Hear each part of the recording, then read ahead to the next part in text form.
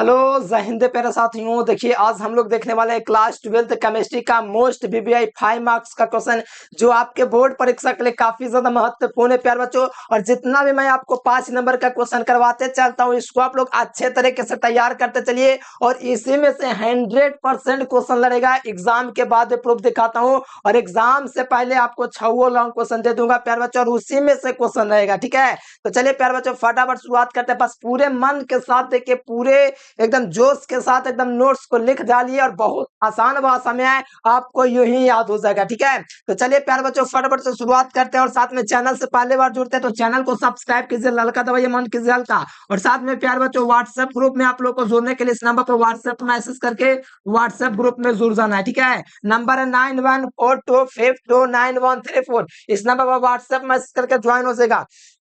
और जितने भी क्वेश्चन करवा रहा हूं मैं गारंटी लेता हूं कि जितना करवा रहा हूं उसी में से आपके बोर्ड में 6 क्वेश्चन रहेगा। ठीक है, तो बात को समझिए प्यार बच्चों, यहाँ से बेहतर वीडियो की शुरुआत होता है। यहाँ से देखिए 5 नंबर में सीधे लड़ेगा, यूं ही नहीं लिख दिए हैं। हर साल का गेस्ट क्वेश्चन लड़ता है, 6 क्वेश्चन लड़ जाता है। ठीक है, तो बात को समझिएगा। ठीक है, चलिए यहाँ पर क्वेश्चन देख लीजिए। आपको ये जो क्वेश्चन दिख रहा है आयोडीन, तो हाँ वो मोस्ट वीवीआई क्वेश्चन है क्लास 12th केमिस्ट्री चैप्टर 7 का। ध्यान दीजिएगा यहाँ पर क्वेश्चन को। कहा जा रहा है आयोडीन के मुख्य स्रोत क्या है, समुद्री घास से। इसे कैसे प्राप्त करेंगे, एकदम एमवीवीआई क्वेश्चन कर लीजिए। अगर आप लिख रहे हैं बगल में एमवीवीआई इसको कर लीजिए, डायरेक्ट आपके बोर्ड एग्जाम में छपेगा क्वेश्चन, वो क्वेश्चन है। ठीक है, तो चलिए प्यारे बच्चों तबाही मचाते हुए आते इस वीडियो में शुरुआत करते हैं फटाफट से। और फटाफट से आप लोग वीडियो को लाइक कर लीजिएगा, चैनल को सब्सक्राइब कर लीजिएगा। तो यहाँ पर देखिए आयोडीन का मुख्य स्रोत क्या है। पहले बात तो आयोडीन जो होता है प्यारे बच्चों सक्रिय नहीं होता। ठीक है, और सॉरी पहले ध्यान दीजिए पर आयोडीन सक्रिय होने का कारण मुक्त अवस्था में नहीं पाया जाता। मतलब आयोडीन जो होता है सक्रिय होता है और जो सक्रिय होता है मुक्त अवस्था में नहीं पाया जाता है। मतलब सक्रिय का मतलब किसी से भी अभिक्रिया कर लेता है, इसीलिए मतलब आयोडीन सक्रिय होने के कारण प्रकृति में मुक्त अवस्था में नहीं पाया जाता है।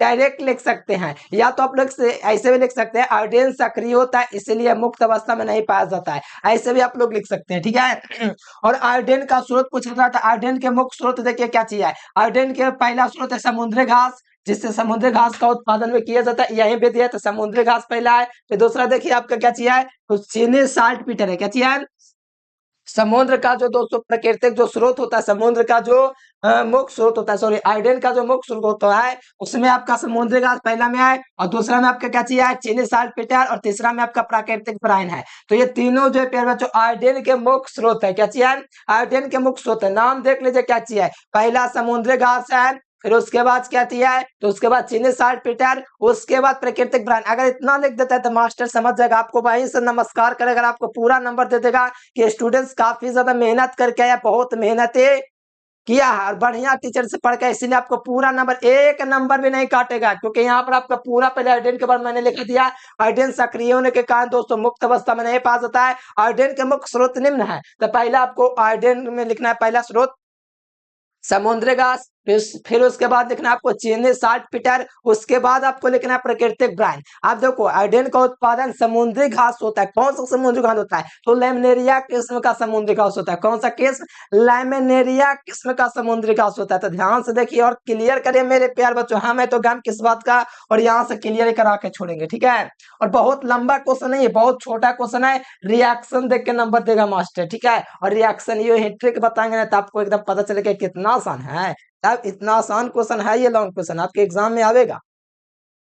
तो देखो समुद्री घास में आयोडीन का उत्पादन लिखा हुआ है, समुद्री घास में आयोडीन का उत्पादन, यानी समुद्री घास से आयोडीन का क्या कहता है उत्पादन किया जाता है। तो यहाँ से देखिए यहाँ पर लिखा हुआ है आयोडीन का उत्पादन। देखो आयोडीन का उत्पादन मतलब कि इसका जो उत्पादन कहता है लैमिनेरिया, लैमिनेरिया किस्म के समुद्री घास से किया जाता है। आयोडीन का उत्पादन किसे कहता है, लैमिनेरिया किस्म के समुद्री घास से। अच्छा, आयोडीन का उत्पादन लैमिनेरिया किस्म के समुद्री घास से किया जाता है। हाँ यही लिखना है आपको, आयोडीन का उत्पादन लैमिनेरिया किस्म के समुद्री घास से किया जाता है। इस समुद्री घास को अच्छे तरीके से सुखा करके, जो लैमिनेरिया किस्म का जो समुद्री घास है उसको अच्छे तरीके से जला करके सावधानी पूर्वक इसको जलाया जाता है। सावधानी पूर्वक क्यों जलाया जाता है, क्योंकि आयोडीन जब नष्ट नहीं हो पाए, और आयोडीन नष्ट नहीं होगा तो जलने के बाद एक केल्प प्राप्त होगा। जलने के बाद राख को केल्प कहते हैं, जिसमें आयोडीन जो होता है 4 से लेकर के 1.5% तक आयोडीन रहता है। बहुत आसान चीज है, पहले एक बार मैं पढ़ के दिखा देता हूँ क्या चीज है। आयोडीन का उत्पादन लेमिनेरिया किस्म के समुद्री घास से किया जाता है। इस समुद्री घास को अच्छे तरह से सुखा करके एक गहरे गड्ढे में सावधानी पूर्वक जलाया जाता है।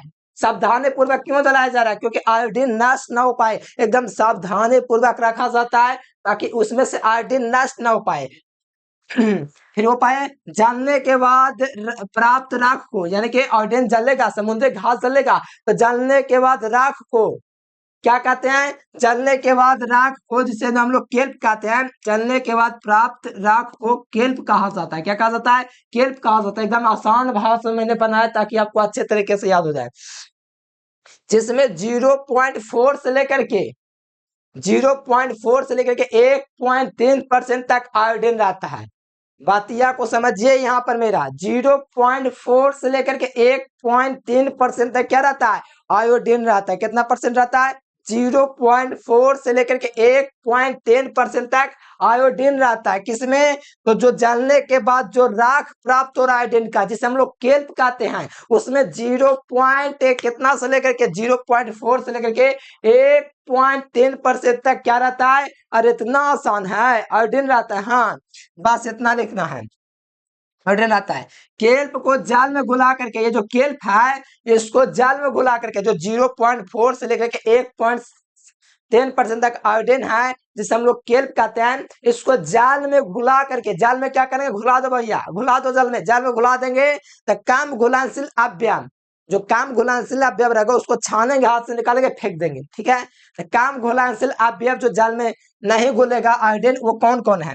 तो केल्प कहते हैं जाल में घुला करके आंशिक रवाकरण करके, आंशिक रवाकरण करने से जाल में काम घुलनशील, आंशिक मतलब थोड़ा सा रवाकरण करते हैं, रवाकरण करने से जाल में काम घुलनशील अवयव जो घुलता नहीं है। अरे आयोडीन है तो सोचो पानी में जाएगा तो घुलना जाएगा, और मान लो कि ढेला ढक्कर है तो उसे छना जाएगा, या तो उसको हम लोग निकाल सकते हैं हाथ के माध्यम से।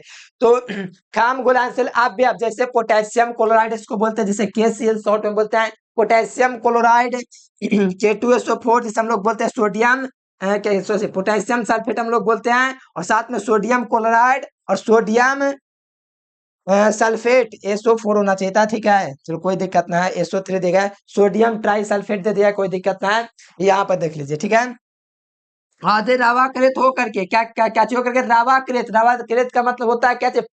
रावाकृत का मतलब समझिए ठोस अवस्था के रूप में इसको बाहर निकाले, रावाकृत किया जाता है। आधे रावाकृत होकर के बाहर निकाल जाते हैं। देखो बड़ी आसान चीज है, मैं कैसे बताऊं, इतना आसान भाषा है कि मैं क्या ही बताऊं। जाल में काम घुलनशील अवयव जैसे रहेगा ना, जैसे कि 0.4 से लेकर के 1.3% जो आयोडीन बचता है, जिसे हम लोग केल्प कहते हैं, उसको जाल में डालते हैं, उसका आंशिक रवाकरण करके काम घुलनशील अवयव से जाल में काम घुलनशील अवयव बच गए। Potassium chloride, sodium chloride, potassium sulphate और सोडियम यहाँ पर सल्फेट होना चाहिए। आधे रवाकृत हो करके, आधे क्या हो करके? रवाकृत हो करके बाहर निकल जाते हैं, मतलब अशुद्ध को बाहर निकाल सकते हैं जो नहीं घुलेगा। बस इतना ही लिखना है। जबकि जाल में अधिक घुलनशील अवयव दो होता है, वो सोडियम आयोडाइड और पोटेशियम आयोडाइड। तो जबकि जाल में अधिक घुलनशील अवयव, जबकि जाल में अधिक घुलनशील पोटेशियम आयोडाइड और सोडियम आयोडाइड विलयन में शेष रह जाता है। देखो सोचो समझो परखो, बात को ध्यान दो। यहाँ पर विलयन की बात किया जाए, विलयन में कौन घुलेगा? जो नमक रहेगा। अरे प्याला, जब नमक है तो यहाँ पर हमको पता है कि यहाँ पर पोटेशियम आयोडाइड नमक कितना काम करेगा, तो जो घुल जाएगा। सोडियम आयोडाइड में जाल में घुल जाएगा, मतलब जो जाल में घुल जाएगा तो उसको हम लोग कैसे निकाल सकते? जल से नहीं निकाल पाएंगे। आप लोग बताओ, हम आपको एक गिलास दिए पानी, ठीक है, उसमें हम नमक घोल दिए, क्या तुम नमक के निकाल सकते हो पानी में से, घुला हुआ नमक में से? नहीं। लेकिन नमक में जो कचड़े हैं, उनके साथ जो लकड़ी है, जो बच्चे जो कचड़ा जो आप लोग देख सकते हैं अपने नंगी आंखों से, उसको हम लोग निकाल के छान के हटा सकते हैं। हाँ, उसे तो हटा सकते हैं। क्या नमक के हटा सकते हो? नहीं। क्यों? क्योंकि जाल में घुल गया है। उसी प्रकार से काम घुलनशील अवयव को बाहर निकाल लिया गया है, लेकिन जाल में अधिक घुलनशील अवयव NaOH एवं KI मतलब पोटेशियम आयोडाइड और सोडियम आयोडाइड विलयन में शेष रह जाता है।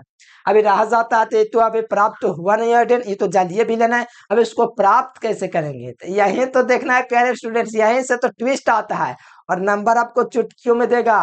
ठीक है, नंबर का टेंशन है, जब पूरा नंबर आपका 5 मिलेगा, एक नंबर कट गया ना तो समझ लीजिएगा नहीं कटेगा। आप देखो लास्ट स्टेप कुछ और है, ध्यान दो। अभी क्रिया दे के मत घबराना, मैं हूं तो गम किस बात का, ध्यान दे दो। यहाँ पर एन विलयन में शेष रह जाता है। ठीक है, अब मातृद्रव का मतलब होता है बर्तन। क्या होता है मातृद्रव का मतलब, बर्तन देखे हैं मातृद्रव, उसको कहा जाता है मातृद्रव में MnO2। MnO2 का मतलब होता है मैग्नीज ऑक्साइड। क्या चाहिए, Mn संकेत होता है मैग्नीज का, O2 का मतलब O2 यानी कि मैग्नीज ऑक्साइड। मातृद्रव में मैग्नीज ऑक्साइड एवं सांद्र H2SO4 मिला करके, यानी कि मातृद्रव में जो आपका प्यार बच्चों जो द्रव है मातृद्रव में एवं सांद्र H2SO4 मिला करके मिश्रण को गर्म करते हैं। यानी कि मातृद्रव में जो विलयन रह गया Na एवं Ki, दोनों में से किसी एक को लेंगे, हम किसको ले लेते हैं, मैंने सोडियम आयोडाइड को ले लिया है। तो यहाँ पर ध्यान दीजिए, मातृद्रव में कौन है, तो सोडियम आयोडाइड है। फार्मूला क्या चाहिए होता है, Na होता है। तो मातृद्रव में MnO2, देखो MnO2 मिल रहा है, मातृद्रव में Na, मातृद्रव में जो है ना पहला ही से ऑलरेडी पहला ही से सोडियम आयोडाइड है, कोई दिक्कत नहीं ना है।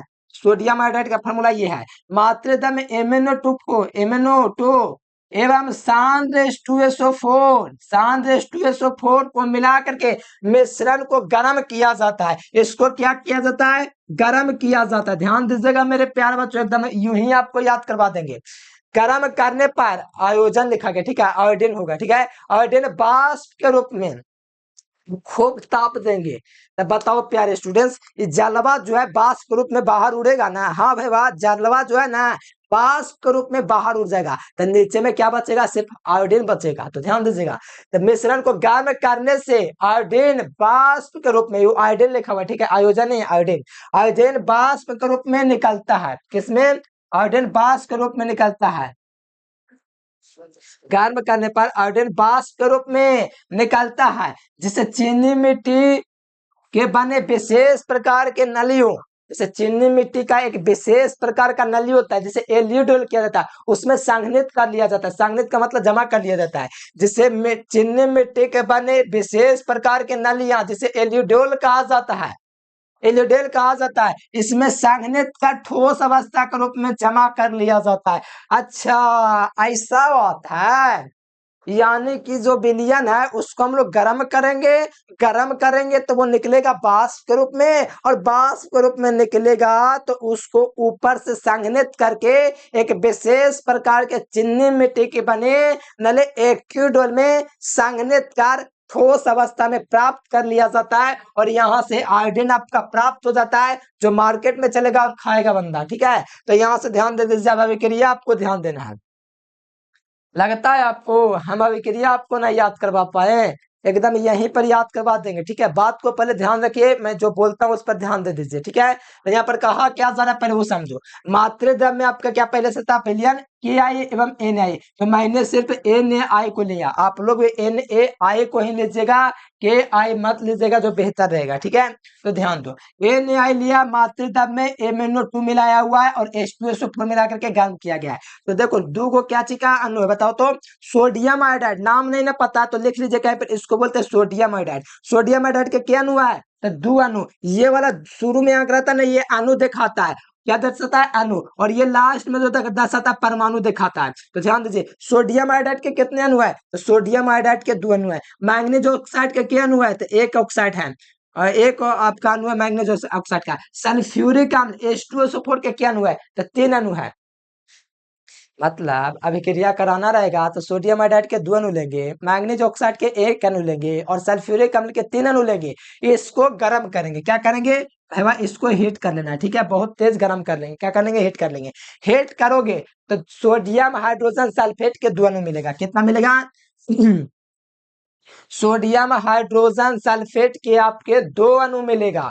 सोडियम हाइड्रोजन सल्फेट इसको बोलते हैं, क्या बोलते हैं, सोडियम हाइड्रोजन सल्फेट। इसका नाम क्या चाहिए कमेंट करिएगा। ठीक है, और यहाँ पर मैग्नीज सल्फेट का क्या अणु प्राप्त है, तो मैग्नीज सल्फेट का 1 अणु प्राप्त है, और साथ में जल के अणु को प्राप्त है, तो 2 अणु प्राप्त है। और बात को ध्यान दीजिएगा, यहाँ पर आयोडीन देखिए, आयोडीन का 1 अणु प्राप्त हो गया ना, अब कहोगे दो अणु ना भैया, अरे प्यारे लाल इसमें आयोडीन के दो परमाणु है, अणु तो एक ही गो ना है। तो यहाँ पर आयोडीन आपको क्या हुआ, प्राप्त हुआ, और हमको प्राप्त क्या करना था, आयोडीन ना प्राप्त करना था। देखो प्राप्त हुआ ना, बस आपको कुछ नहीं प्यारे बच्चों, मुंह जबानी लिखिएगा किसमें आवश्यकता किसको पड़ता है, तो सोडियम आयोडाइड के दो अणु की आवश्यकता पड़ता है, मैग्नीज ऑक्साइड के अणु एक अणु, और सल्फ्यूरिक अम्ल के कितने अणु, तीन अणु। देखो सोडियम आयोडाइड के दो अणु आपको दिख रहा है, मैग्नीज के एक, मैग्नीज ऑक्साइड के एक अणु, और सोडियम ये इसको बोलते हैं सल्फ्यूरिक अणु के तीन अणु। इसके बाद क्या चीज बनता है, सोडियम हाइड्रोजन सल्फेट के दो अणु,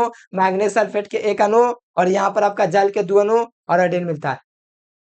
यही वाला मेन अभिक्रिया था, ये लिख दोगे पूरा आपको 5 नंबर मिल जाएगा। यही वाला देख के पढ़े नहीं जाएगा, यही वाला देख के आपको 5 नंबर देगा। लेकिन ये वाला आप लोग चाहे तो ये वाला भी कर सकते हैं, लेकिन ये जरूरी नहीं है आपको लिखना, ठीक है। फिर मन करे तो लिख दीजिएगा क्लोरीन की अभिक्रिया पोटेशियम आयोडाइड से होगा, तो देखो यहाँ पर भी आयोडीन प्राप्त हुआ। फिर ब्रोमीन की अभिक्रिया करवा दें पोटेशियम आयोडाइड से, तो यहाँ पर भी आयोडीन प्राप्त हुआ। ले दे करके देखोगे तो आप लोग का आयोडीन ही प्राप्त हो रहा है। कैसे प्राप्त हो आयोडीन, अरे कितना कैसे बताऊं, किस प्रकार से आपको बताऊं, कैसे पढ़ाऊं, इतना आसान भाषा मैंने करवा दिया है। और 101% कैसे बताऊं, बहुत ज्यादा वीवीआई है, क्या बताऊं प्यारे स्टूडेंट, बहुत ज्यादा वीवीआई, शब्द नहीं बताने के लिए। 26 में आएगा, अगर 26 में नहीं आएगा तो 27 में आएगा। मान लो 26 में ये वाला नहीं आएगा तो इसके पहले वो करवाए थे, सो ये एल्युमिनियम वाला वो आ जाएगा। अगर वो नहीं आया तो इसके पहले भी एक और लॉन्ग क्वेश्चन करवाए हैं, वो आ जाएगा प्रथम कोटि वाला। तो प्यारे बच्चों जितना करवा रहे ना, 6 लॉन्ग क्वेश्चन आपके बोर्ड एग्जाम में टकरेगा। मैं 100% एग्जाम से पहले भी गारंटी लेता हूँ, और एग्जाम के बाद 100% प्रूफ हर साल दिखाता हूँ। अगर आपको प्रूफ चाहिए, देखना है कि लड़ता है कि नहीं, तो इस नंबर पर व्हाट्सएप मैसेज करिएगा ना, तो ऑटोमेटिक लिंक जाएगा उस नंबर, उस लिंक पर क्लिक करके वीडियो स्टार्ट होगा, प्रूफ देख लीजिएगा, हर साल का लड़ता है। बस मेहनत करने वाले तब तो गर्दा गर्दा करके नंबर लाएंगे। ठीक है प्यारे बच्चों, पूरा मेहनत से पढ़े, जितना मेहनत की इस पीडीएफ के लिए, इस पीडीएफ के लिए एक लाइक कर दीजिए और फटाफट से सब्सक्राइब कर दीजिए प्यारे बच्चों, और एकदम तैयार कर लीजिए। बोर्ड में आपके आएंगे 5 नंबर में, और आपको तबाही मचाना है तो आपको तैयार तो करना पड़ेगा, आपको खुद तैयार भी होना पड़ेगा, तैयार करना भी पड़ेगा, और मेहनत तो करना ही पड़ेगा प्यारे बच्चों, बिना मेहनत के कुछ होता नहीं है। तो बात को ध्यान रखिएगा, ठीक है। तो चलिए प्यारे बच्चों आज के लिए फिलहाल इतना है। Thanks for watching this video. जय हिंद, वंदे मातरम।